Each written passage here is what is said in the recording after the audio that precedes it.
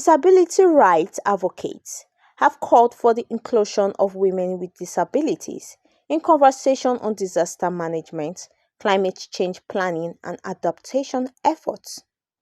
They also called for more opportunities for women with disabilities, especially in decision making, employment, and education.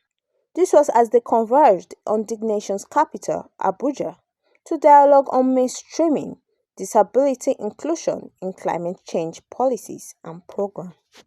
Women with disabilities don't have access to farms, so their economic empowerment is reduced in the area of agriculture, and agriculture is under climate.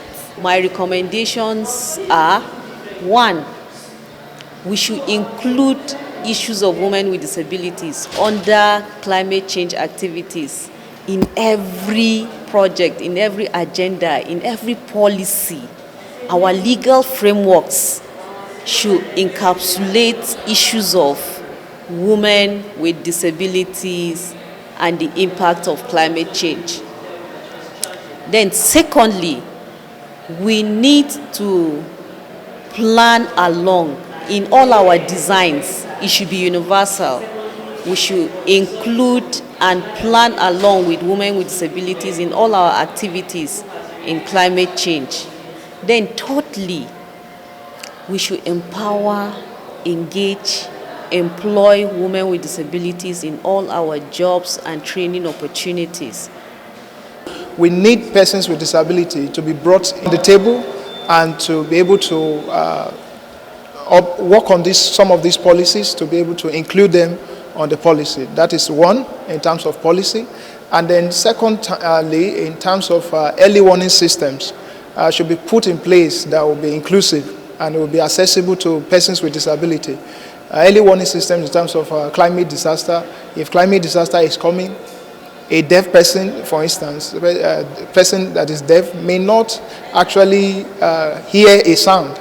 The person that is blind may not actually see the warning. So there should be a system that will be able to cater for these two sets of people in place as well. It is our responsibility to pave the way for the next generation of women with disabilities in all sectors, industries, and fields of specialization by actively involving and engaging them in decision-making processes, ensuring equal access to education and training opportunities, and advocating for policies that promote gender equality and economic empowerment, while working towards creating a more inclusive, diverse workforce that will contribute to our society's overall well-being and progress.